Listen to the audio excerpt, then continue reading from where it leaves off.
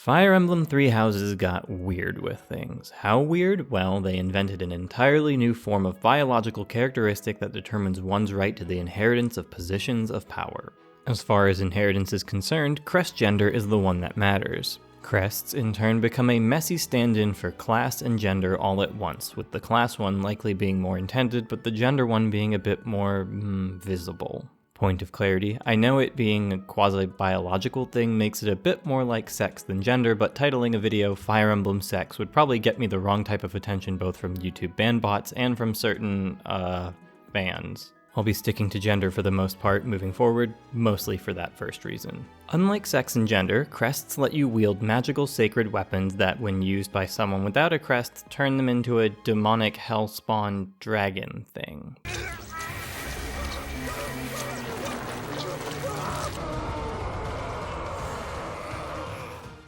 So crests aren't performance.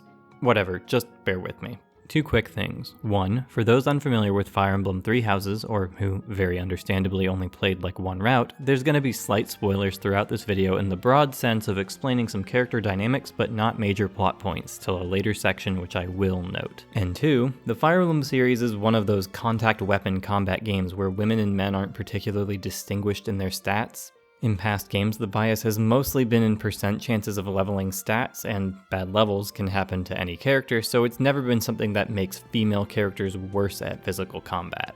More often than stat biases deterring women from being melee combatants, we see class biases, but it's not like women are exclusively magic users or archers or destined to have low strength. I'm establishing that early on to get it out of the way because it's irrelevant to what's coming, and I don't feel like litigating should women be allowed to be strong in fictional settings for the 100,000th time. But bouncing off of that, generally, fictional worlds don't tend to approach concepts like sexism, racism, etc. unless they want to make it a core part of their story. This doesn't mean they avoid having sexism in them, which is important to where this is all going. Usually in the case that it's there, it tends to be implicit or things borrowed from the real world rather than explicit power structures in the world. Like, take almost any other Fire Emblem game and see how little sexism comes up as a character grievance. It's not the story they're trying to tell, so at most you may see a character or two who has some small plot line around being treated differently. Because of the emphasis on crests, inheritance, interpersonal stories, and, very importantly, the setup of the world, the question of gender and sexism stands out. I bring up the general fantasy ambivalence to isms to make the point that Three Houses doesn't pull its vague gender equality exclusively from that vein. When it comes to leadership roles and legal rights, the two dominant structures of secular and religious power aren't remotely concerned with gender. Crests replace gender in this respect. To be blunt and brief, I don't think the writers considered the implications of this setup. And I say that because the world doesn't follow the conclusions of that premise. The game wants to have it three ways: free from sexism in a generic fantasy sense, free from sexism in an explicit power structure sense, but then still wants to be able to tell stories of experiencing sexism that don't make sense in its own world. Let's break this down a bit, starting with a short look at how crests work biologically, and how they inform social hierarchy. To start, let's briefly get into what crests even are. Crests are magical markings that are invisible to the human eye but exist within a person. They invoke themselves to grant the wielder of the crest a boon. Pretty much exclusively in combat, the magical abilities are battle-focused, not general aptitude enhancing. We never see Felix use his crest to speed read his homework.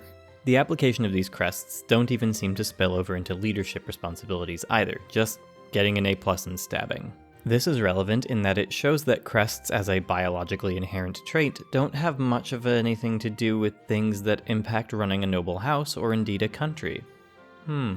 Interesting. There are two characters who are our primary window into the hard magic details of crests: Hanneman and Linthart, so-called crest scholars. Often, the scope of their knowledge is quite limited. For a magical system that society has based its rights and governance on for 1,000 years, they're not well understood. Narratively, combined with the whole lack of function beyond combat thing, crests aren't very fleshed out. Our knowledge of how they work is largely limited to what the two aforementioned characters say in support conversations and cutscenes. Indeed, while Linthart and Hanneman function to make crests seem a bit more scientific and explainable, they inadvertently open up the lens of comparing things to real-world genetic research. The lens of these characters takes the magic and makes it more expressly biological than it already was. And the big conclusion of their genetic research into crest inheritance is that they're unpredictable. While some discussion involves the way crests have been generally waning from bloodlines over time, there's also contradictions to that idea. Hanneman's grandfather had a minor crest. His father had a major one. He has a minor one. It's arbitrary. It's very easy to imagine a noble of this world cursing that their first 5 children were born crestless instead of, as happened historically, born female. It's easy to imagine because that exact scenario is the reason Hanneman abandons the nobility. His sister was forced to have children by a noble who wanted a crested child until it killed her. Even so, the nobility of Fodlan let crests dictate who will lead them. You can't break out a Punnett square to see who's got the best chance of passing it on. It's basically a dice roll where maybe you roll 1 dice per crest wielder in a pairing. Now, in terms of how this plays out, several characters have plots involving passed over siblings or being passed over themselves. One such plot involves a crestless older brother who snaps under the pressure of inadequacy. It ends violently.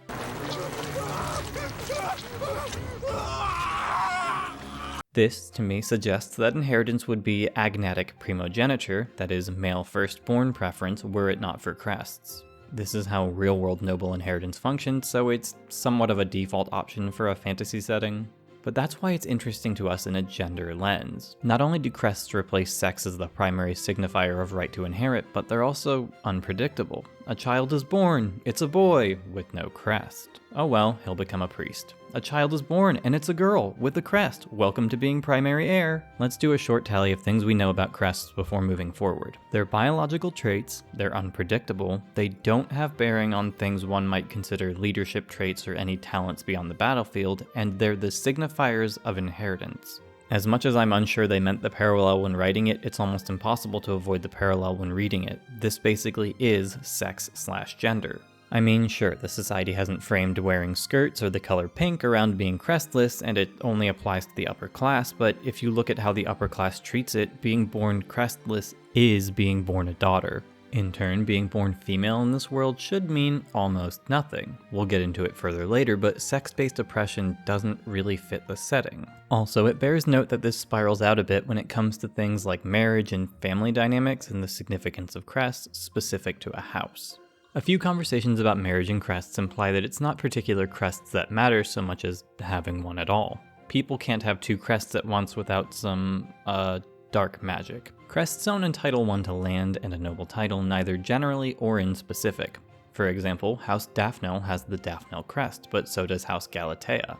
Galatea split off from Daphnel lands and joined a neighboring country. That doesn't give Galatea the right to seize Daphnel lands. And House Galatea isn't preoccupied with retaining that specific Daphnel crest either. The heir of the house, Ingrid, who we'll get to later, is told by her father to marry a crest wielder. This implies that nobles don't really get too attached to the specific crests they have so much as upping the chances of having one passed on. The only reason to be specific with one's crests is, I suppose, because some holy relics are coded to particular crests. I'd argue the way that having any crest is prioritized over preserving a specific one is yet another argument in favor of a sex-gender comparison. Family lines don't matter in a we bear the crest of Charon way, they matter in a our family has a crest wielder at the helm way. So what's the consequence of a family not having crests? Well, Judith, the leader of House Daphnel, doesn't have a crest, and its house head has lacked one for generations, but the house is still around. It just doesn't sit on the round table of the Leicester Alliance. So that's something, but it's not like they've been deposed over it. Near half of the noble houses mentioned don't have a crest. This leads us back to when I said there were implications the writers didn't consider. Presuming, as laid out prior, that gender isn't the determinant of inheritance, it's a bit odd that almost every major house is led by a man. Most students, when talking about their family issues, only mention their fathers. The Empire's ministerial positions are held by male lords exclusively, at least as far as we can see.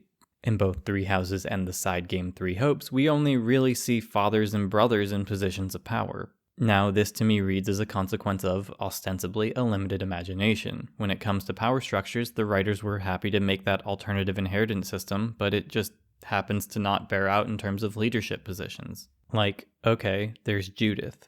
Is that it? The future with respect to the students who will inherit has more women involved, but if the whole premise of the world is Crest inheritance, you'd think the starting point would be more balanced, so to speak. A secondary source of this might also be the weird relationship that Fire Emblem in general has with moms and how they're almost always dead or absent, but that's its own weird beast to get into. Point being, despite an inheritance structure that doesn't favor men in any particular way, men seem to hold the lion's share of powerful positions, even though female leadership isn't really a contested thing in the setting, which is evidenced by the two big instances where women unambiguously hold power.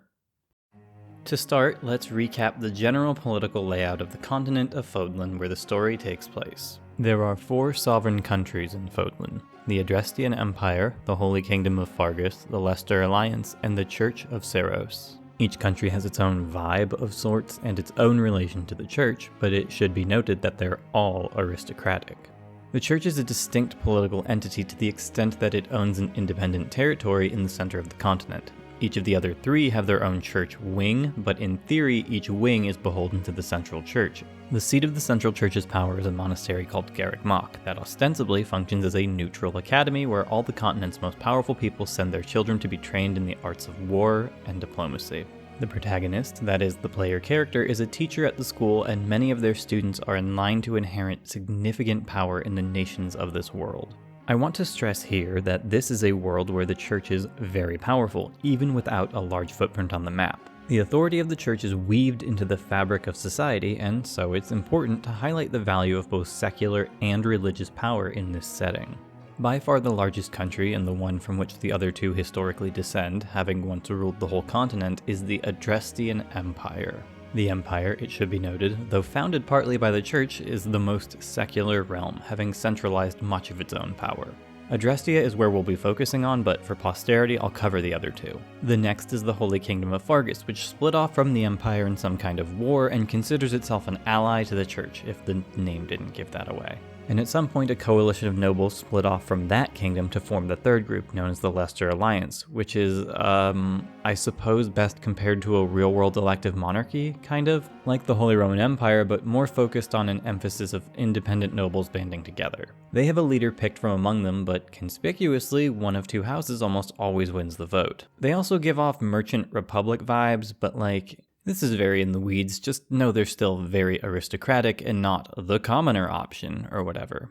As for their stance on the church, well, it's sort of just there, definitely in line with their more freewheeling approach to things. Okay, now let's talk about the Empire. This is, by the way, the spoilery section. Skip to here if you want to avoid that. Edelgard is the sole heir to the Empire of Adrestia at the start of the game, destined to be its emperor. Yes, emperor, not empress. All of her other siblings, younger and older, have died off for reasons that are plot relevant but not very useful to get into. That said, it is worth noting that if there are any special exceptions or rules to the inheritance of the imperial title than to, say, a normal crest holder title, we don't get to see them, as she's the only living child. And while being head of a house is a gender-neutral term, emperor, notably, is not. Emperor being her title has some interesting implications that go 2 ways at once. One being that her authority isn't given room to be implied as abnormal or lesser than that of a male emperor. But just as much as that's the case, it also denotes the term empress is unused as a title, perhaps implicitly undervalued. The spouses, plural, of the emperor are traditionally called consorts. Mind you, the emperor has several consorts at once because of the crest system, because of the need for an heir with a crest. Now, I'm not entirely sure which way I favor here. Is the use of emperor because empress is gendered and perpetually seen as a consort position? Is it because emperor is formally the title? Is it a translation thing? In the real world, when Elizabeth was Queen of England, her husband's title was not just king, it was king consort, to emphasize that he wasn't, as the word king implies, the leader. This itself presumes that king is the default leading role, enough so that the consort title exists, if you follow. Technically, her title was Queen Regnant, to emphasize that she was a queen who reigns, as opposed to the default role that the word implies, a spouse to the reigning monarch. Historically, the bestowal upon or claiming of a distinctly male regnal title has been done in the real world for reasons that vary or are in some cases debated. Often it comes down to invoking authority, a drive to be distinguished from the default presumption of a queen, i.e. being the non-leading partner. An example would be Jadwiga, King of Poland, crowned in 1384 CE. As for Adrestia and Fire Emblem, I think it's partly this, using Emperor to signify ruling, but from a series history standpoint, I think it's got everything to do with providing an antagonist emperor. The big bad is often an emperor in title. I've also seen arguments for some tarot illusions, but I'm not even half convinced. There's also the angle of narrative consistency. Edelgard disguises herself as the character known as the Flame Emperor in Act 1, and the default male presumption of that title helps obscure her identity. Just about as much as it's a bit silly. I mean, it's kinda like if Bruce Wayne was known for having the world's largest collection of bats. Might be easier to draw some connections in that case. And all that aside, it's not like we have a perfect historical parallel for this magical anime empire's political structure. I will note that the stratified culture doesn't seem much more intense here than any other country, and it doesn't seem any more or less strictly gendered. I mean, like, maybe the kingdom would be a little more weird about a female ruler or something, but we don't know because it doesn't happen. Female Byleth doesn't get talked down to by male characters of any faction more than another. Just hit on by one of them who instantly joins your faction only if you're female, and granted, he's from the kingdom, but also people never act like he's normal, so who knows? Point being, there's not like the sexism country in this world in the way that Dane was the racist country in Path of Radiance. I suppose one could argue that the cultures of the other regions are inevitably similar given their ostensibly breakaway states from a millennia-old empire that is itself still a thriving center of culture and secular power.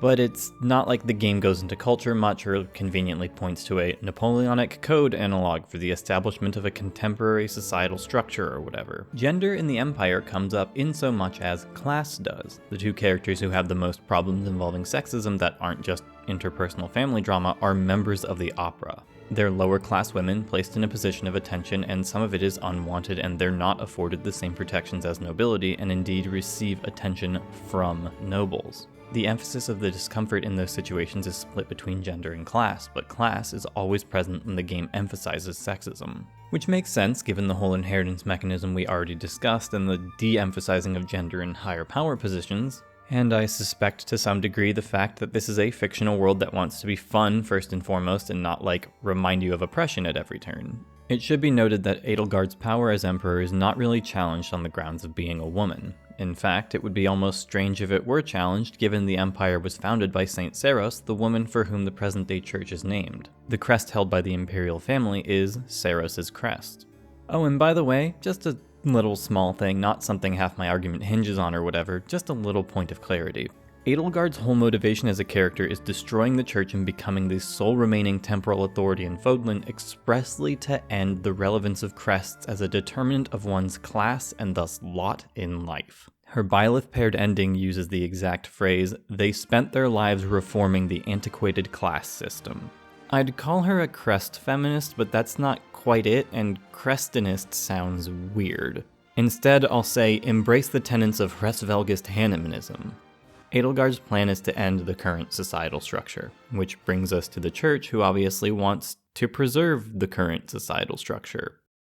Okay, so maybe a bit odd of me not to mention till now, but this is one of those anime worlds where the major monotheistic deity is a goddess. If you think I waited a long time to emphasize that, just know the game refuses to give a name for the goddess for like half the runtime just so it can pull a really weak twist that mostly makes the protagonist look like a complete idiot for 10 seconds. Also, brief aside, part of this I'm sure has to do with the fantasy emphasis on what I'll call female monotheism, particularly prevalent in anime and anime-esque games like Fire Emblem and the Tales of games.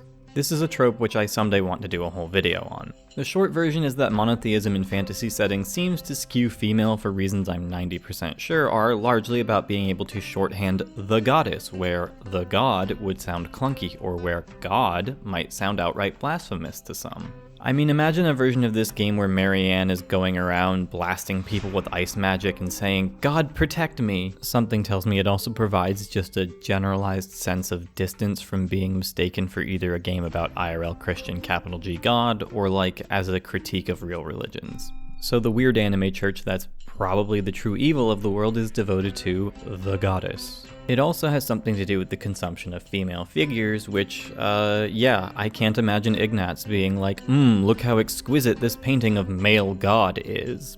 which is a nice way of bringing us back to the game. The Church of Seiros is named for its founding patron saint, a woman called Seiros, who, deep spoilers, is both the blood daughter of the goddess Sothis and still alive leading the church in the game's present as its female archbishop, Lady Rhea.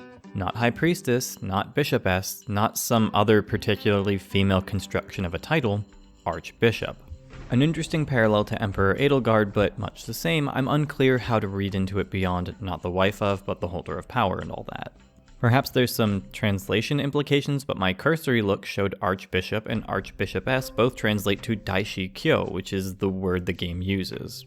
So we have a centuries-old monotheistic religion devoted to a female figure with its church that presides over the sole empowered faith on the continent, founded by a woman and contemporarily led by a woman. Well, the same woman, but the masses don't know that somehow, and it isn't addressed like literally ever. Which is either a weird plot hole or I'm missing something, or Rhea/Seiros just kept adopting new names and the church kept having female archbishops that looked identical and nobody questioned it at all. Geralt has known her for over 300 years and calls her Rhea and stuff, so maybe she's just been around like that for 300 years openly? Anyway, the church has a vested interest in the role of crests in society. In fact, the crests are largely, it seems, bloodlines of actual church saints, Seiros herself, or divine favor once given out by the goddess to certain heroes. While individuals with crests can go against the church, the crests themselves represent an investment of authority by religious powers. Their power, and thus the authority they give, is innately tied to the divine. The reason humans have crests at all, and the origin of the non-saint crest bloodlines, are a rebellion over 1,000 years before the game starts, which seized the power of some, and for others, got so out of hand that the church granted crests to those on their side to put the rebellion down. It doesn't super matter, but for the curious, before the rebellion, crests were only held by this game's dragon people, Rhea and her people. While the church doesn't derive its power from the crest system, it upholds it because that's the status quo. Really, if we're being picky, it seems to me that it would make more sense for Rhea to reward people who have the saintly crests and sort of demonize those with the crests of the 10 elites, given those are the rebellion crests, but no distinction of that sort is made. The remaining argument regarding gender and power structures is largely self-evident and ultimately aesthetic. Quite clearly, women can be in positions of power in this religion. Female leadership is not seen as odd in the secular nor religious context. We don't need a chunk of scripture to tell us that when the world presents us with all this and never counters it. There is one funny thing to note though, but it's a bit of a tangent. The antagonist of the Golden Deer route is a man who wants to dethrone the church and sides with a vaguely evil hero avatar dead guy whose name is literally Nemesis. Nemesis is not a god, and was once known as the Lord of Liberation, who led the forces of man in an ancient battle. While I don't think they meant that as a double entendre for leading the forces of maleness, it is amusing to think about. Also, Nemesis and Rhea are both Greek god names, but they don't have some mythological connection that the game is pulling from. It's very surface level. Rhea is a mother goddess who is the daughter of Gaia, and Nemesis is a goddess of vengeance, and that's kinda it. The followers of Talis and Nemesis often use dark magic, which is different from black magic, like in an ooey gooey sticky darkness way. Dark mage also happens to be a male gender-locked class. But no, I don't think the followers of Nemesis nor dark magic are symbols of patriarchy or anything, just another funny, probably unintentional thing. At least, I hope so. Then again, maybe Hubert represents masculinity chained, as devoted as he is to Edelgard, the dark Ken to her warlord Barbie. Contrasting the weirdness of the deer route, the Black Eagles route is most relevant for our purposes. I do think it was an interesting choice to have both the character most interested in maintaining the absolute status quo and most interested in upsetting it both be women. And I find it even more interesting that Edelgard's interest in destroying the power imbalance structure of this world is not based on a personal slight with respect to power. She's not, for example, a strong female character who wants to end the Crests because she was screwed out of what she perceives as her rightful inheritance. Crests, in this moment, aren't just a sloppy stand-in for sexism. She has one. She's benefiting from the system. Well, actually, she has two, but that's its own whole thing. So we have a world where the power structures, both secular and religious, are familiar with female-led power, and a world where one faction wants to upend the power structure. I don't want to get into the whole mess of inhabiting masculine roles with respect to that power and all, because the game doesn't care to either. Fodlan, if not the broader world of Three Houses, is, as far as the powerful and gender are concerned, egalitarian. But as noted before, some stories of those not privileged by nobility or divinity in their birth don't get that egalitarian experience. And again, it's probably down to limited imaginations. The equality of sexes doesn't quite trickle down to the lower classes. That's not to say lower class characters are pointedly sexist, so much as those who experience sexism don't have the protections of nobility and religious hierarchy. Which makes some sense. It's not like a girl boss religion means women aren't followed home at night, you know?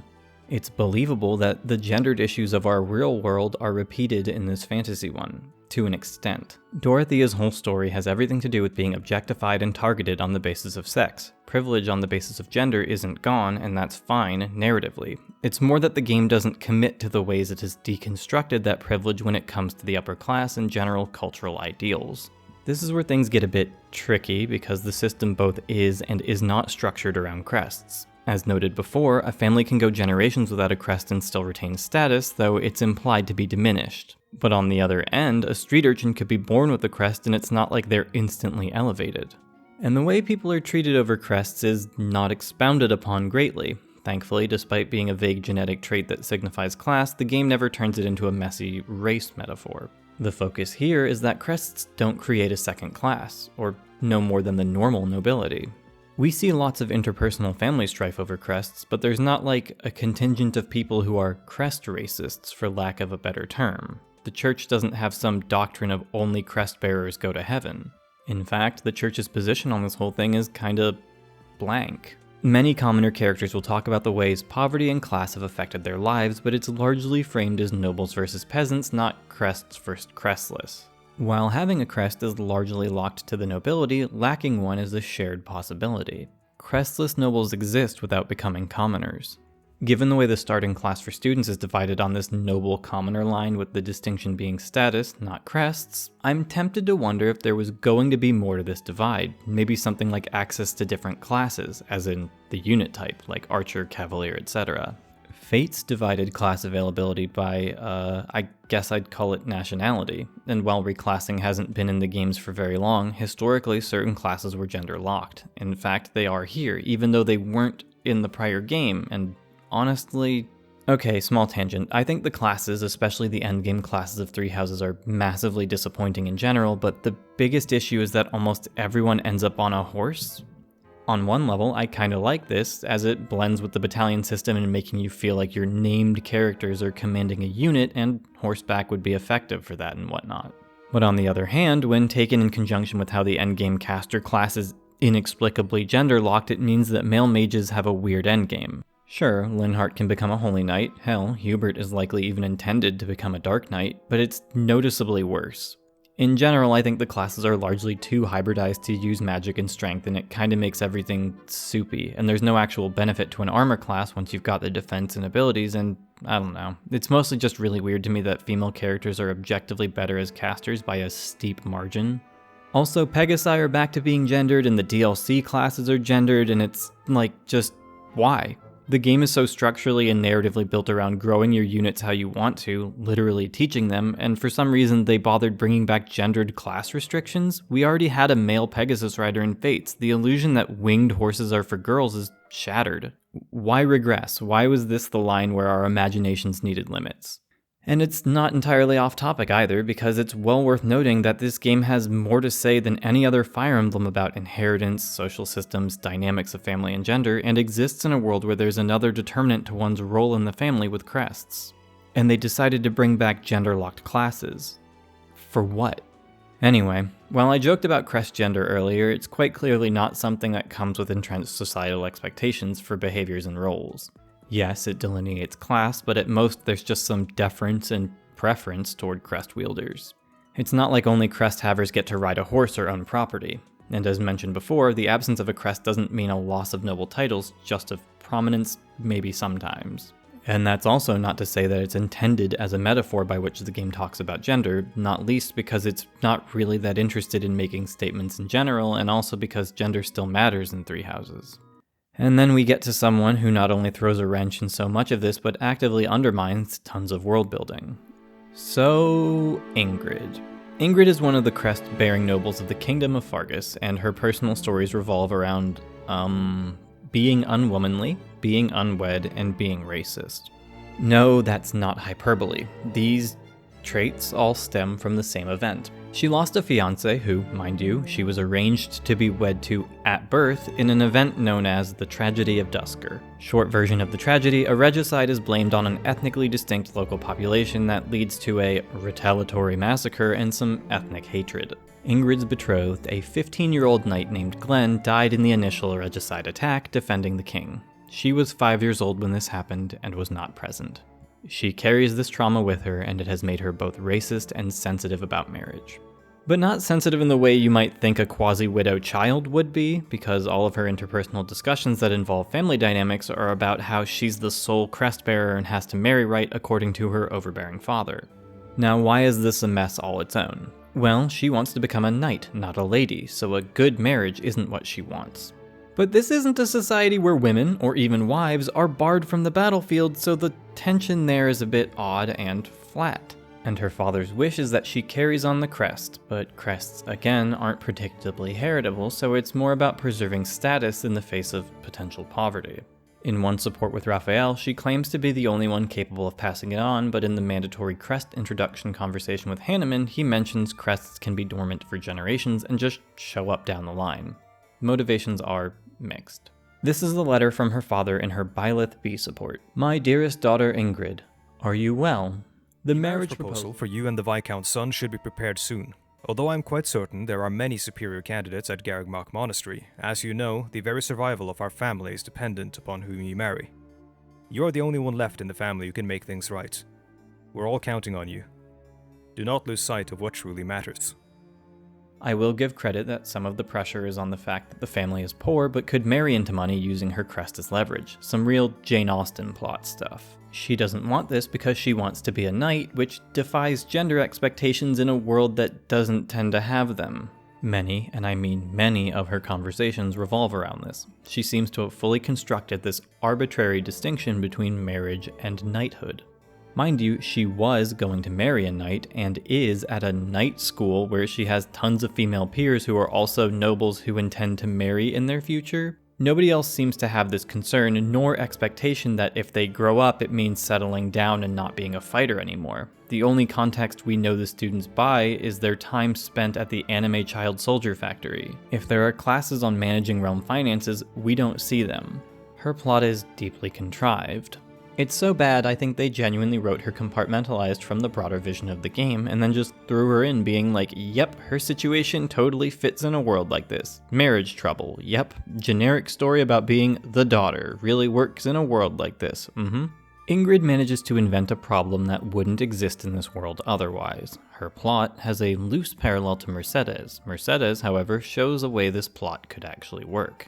To contrast, she doesn't have a remotely positive relation with her adoptive father, is about 4 years older, would only be married off to make a rich man richer, and just doesn't want to be a noble with power-based responsibilities and instead wants to run an orphanage.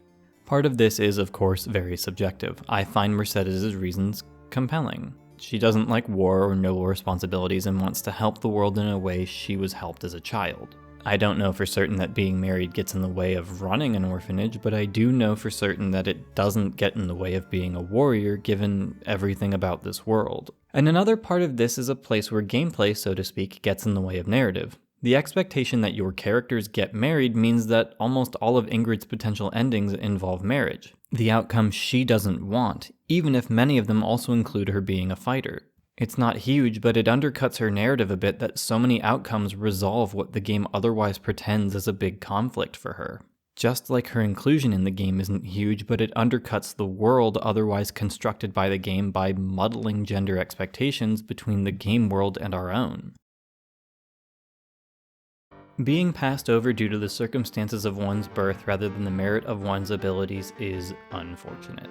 That's a relatively central theme of at least one route through the game and a fair few characters. Be it class, gender, or crests, the cast of Three Houses has something to say about the way they feel wronged or left out by society. The problem is that crests blur the metaphors. It also gets a bit weakened by having a weird chosen one plot and embracing born with it superpowers and destiny and everything, but that's a problem in the genre as a whole, not just this game. Mind you, this is not to say game bad, it's to say I think they lost a bit of an opportunity to make a more interesting world. I wouldn't have spent time writing, editing, and then talking about this if I didn't like the game and its world. The fact they were able to make a world where characters and events look completely different to the player depending on the route is really impressive. In some sense, this is all silly to dissect, an over-reading of the text, so to speak. In another, this is the game they gave us. They wanted a world of equal ability where women can be leaders and respected, a world where both men and women can be denied inheritance due to the circumstances of their birth. On some level, despite not going further with the ideas the game lays out, it does get you to empathize with the way women were historically treated in the role of nobility. I just think it's, ironically, at its weakest in doing so when trying to shoehorn in real-world concerns via Ingrid. And ultimately, I'm largely left imagining the Fodlan we didn't get more than I'm upset with the one we got. It's a good world, just messy world building. Hi, thanks for watching. If you're new, just be aware Fire Emblem isn't my brand, and don't expect me to tap back into the series soon.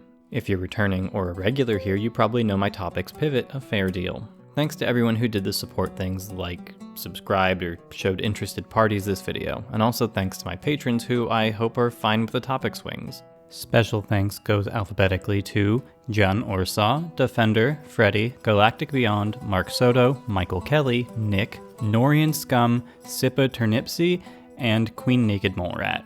This one was on my to-do list for a while, so I'm glad it's out there now. Bye.